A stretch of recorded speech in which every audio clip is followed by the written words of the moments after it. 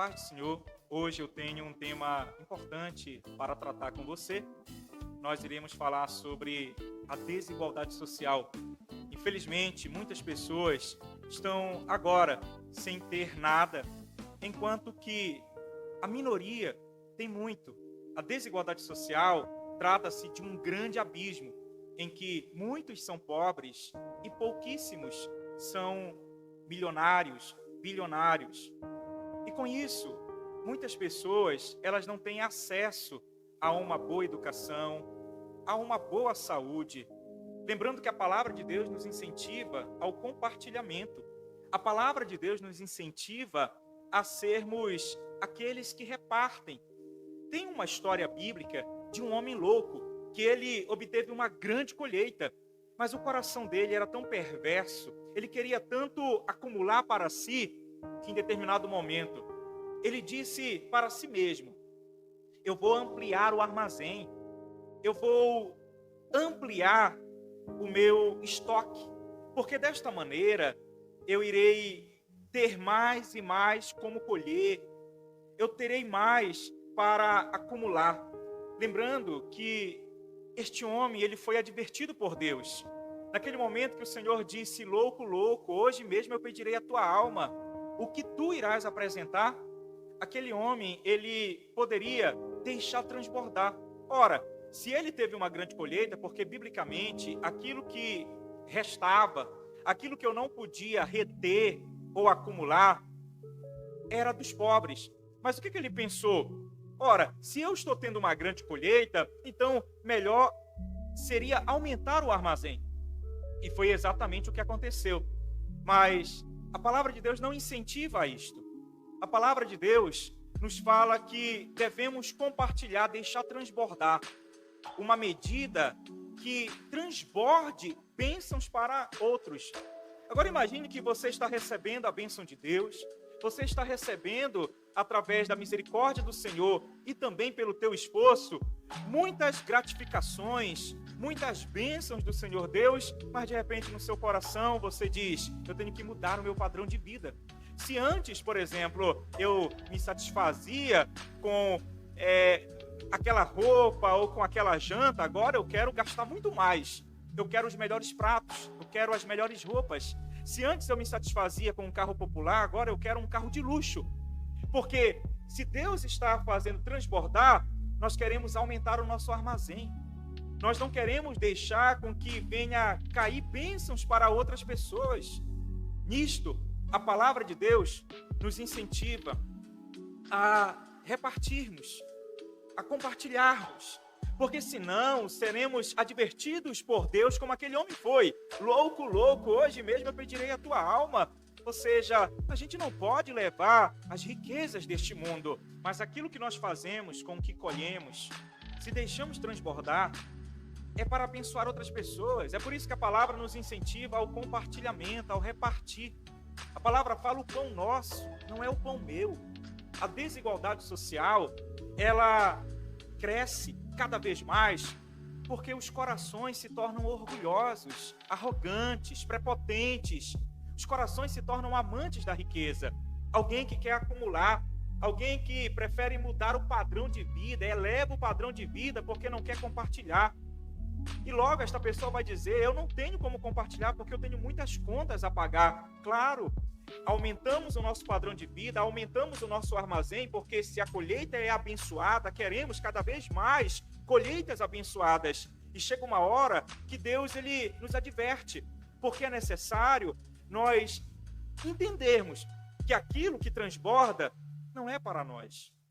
Deus, ele tem te dado o suficiente, mas você não tem tido um coração contente, um coração alegre por isso. Você quer reter mais, você quer segurar mais. Nisto, nós aumentamos a desigualdade social. E ainda cobramos das pessoas uma meritocracia. Dizemos: ora, esta pessoa, ela não recebe exatamente porque ela não faz por onde. Eu sim. Eu fiz por onde, eu batalhei, eu lutei, agora esta pessoa não. Mas esta pessoa não tem as estruturas que você possui. Esta pessoa nunca teve o amparo que você teve. Como que nós vamos exigir de pessoas que venham chegar onde você chegou, sendo que elas não partiram do mesmo local? Você nasceu numa boa família, você teve um pai ou uma mãe que estavam te mantendo para estudar.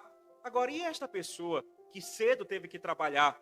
Falar de meritocracia no nosso país é um absurdo, porque nós temos pessoas desiguais. É por isso que é importante entendermos que a justiça social busca reparar esses graves erros. Porque nem todo mundo partiu do mesmo lugar, nem todo mundo teve a mesma estrutura para chegar onde você chegou. E se você chegou lá, é para olhar para esses que não puderam chegar lá e dizer: eu vou ajudar, eu vou compartilhar. Entendendo também que existem algumas pessoas que querem naturalizar a pobreza. Desta forma dizemos: a pobreza é a vontade de Deus. A pessoa não tem o que comer, é a vontade de Deus. Logo, nós não trazemos a responsabilidade para nós. O apóstolo Tiago fala que não adianta eu dizer: Deus te abençoe, eu despedir a pessoa, sendo que ela pediu um prato de comida de mim, e eu apenas oro por ela. A minha fé é sem obras, logo ela é morta. É necessário eu estender as mãos. Se a pessoa precisa de um prato de comida, a oração não vai encher o estômago desta pessoa, não vai satisfazer o biológico desta pessoa. Ela precisa do material, ela precisa de um prato de comida. E nós não podemos naturalizar a pobreza, dizendo: esta pessoa está desta forma porque ela não tem fé, porque assim Deus quis. Isto é uma forma de nós tirarmos a responsabilidade de nós. Porém, nós transformamos Deus no grande vilão. Ora, Deus é tão mau para determinar que alguém venha passar fome? Não, isto não pertence ao caráter de Deus. Por isso Ele nos deixou nas Escrituras o incentivo ao repartir o pão, o incentivo ao compartilhamento. Uma das coisas que eu gostaria de enfatizar com vocês trata-se da questão moral. Pois alguns dizem: ora, esta pessoa está na miséria porque ela merece. E ela merece porque é preguiçosa, porque não faz por onde. É por isso que Deus não a abençoa. Se a pessoa acordar cedo, se ela se esforçar, lutar, ela vai conseguir prosperar. Não, nem sempre. Tantas mulheres que lutam, tantos homens que lutam, acordam cedo e ainda assim não têm o que comer, porque são exploradas. A pobreza não é uma questão moral em si. É claro que existem pessoas que não se esforçam, mas algumas não se esforçam porque desistiram. Algumas entraram no mundo do crime, outras entraram na bebida, nos vícios. Alguém pode dizer: ora, eu sou pobre e nem por isso eu fui roubar. Mas está muito atrelado a desigualdade social enorme com o aumento da violência. Quantos jovens, para alimentar as suas famílias, têm que se envolver com o tráfico? Nós devemos conscientizar-nos disso, que precisamos de uma melhor distribuição das riquezas, pois desta maneira vamos evitar com que o tráfico venha afundar estes jovens, venha oferecer para estes jovens um caminho, pois eles não encontram este caminho na escola, eles não encontram uma vaga no mercado de trabalho. Aliás, o sistema de educação não prepara os jovens para o mercado de trabalho. Uma questão importante é que a desigualdade social não está apenas na diferença financeira entre os que têm e os que não têm, mas ela entra no subjetivo do sujeito. A pessoa se sente naquela situação como parte daquela situação. Tanto é que algumas pessoas, por exemplo, que são retiradas do igarapé, lembre-se do Prosamin, e são colocadas em um apartamento melhor, mas chega um período que elas não se sentem ambientadas e logo elas retornam. O que fazer? Nós devemos desconstruir isto, porque nós colocamos estas pessoas para crescerem, serem formadas enquanto seres humanos próximos da miséria, ou seja, num ambiente miserável. Logo, isto faz parte do ser destas pessoas. Porém, nós podemos incentivá-las. que elas não precisam ter no âmago do ser delas esta miséria, que elas podem mais, que elas podem ter um saneamento melhor, que elas podem ter uma habitação melhor, que elas podem ter um acesso à saúde pública de uma forma de maior qualidade. Elas se sentem tão miseráveis, tão pobres, que elas já não argumentam mais, elas não criticam mais, elas se sentem bem com as esmolas, com as migalhas. Mas a nossa consciência tem que pesar, porque uma sociedade injusta cria no subjetivo destas pessoas a marca da miséria. Nós devemos retirar delas, nós devemos conscientizá-las de que elas podem mais, e de que não foi Deus que assim quis para elas, que isto não é algo que está escrito nas estrelas, ou é um karma e que nunca vai mudar. Não, a gente pode conscientizá-las da opressão, porque o pior escravo é aquele que não tem a consciência da opressão. Mas quando nós trazemos essa consciência de que podemos mudar, de que aquilo não é o ambiente dela, logo ela critica, logo ela pensa, eu posso mais. E é desta forma que os evangelhos nos ensinam. Nós podemos perceber que o Senhor Jesus, ele traz para nós essa consciência da generosidade, da importância de repartir o pão. O Senhor Jesus Cristo, ele ensina sobre o amor ágape. A igreja primitiva repartia os pães. Nós não podemos aumentar o nosso armazém. Nós não podemos reter e acumular e buscar aumentar ainda mais essa desigualdade social. É responsabilidade nossa. Quantos jovens que nós dizemos, ora, não cresce porque não quer, ele não tem oportunidade. E ele não tem oportunidade porque nós fechamos o nosso mundo para eles. Nós queremos um mundo do venha a nós, o vosso reino, um mundo de bênçãos, enquanto pessoas estão na miséria. E ainda criticamos. Aquelas pessoas que de repente estão lá no sinal pedindo, dizemos, ora, eu não vou sustentar vagabundos, eu não vou dar esmolas, porque senão eles vão continuar pedindo. Se ele tivesse oportunidade, não estaria pedindo. Você acha que alguém estaria agora pedindo, tendo aquele olhar desumano de alguém humilhando, com crianças no colo? Quem gostaria disso?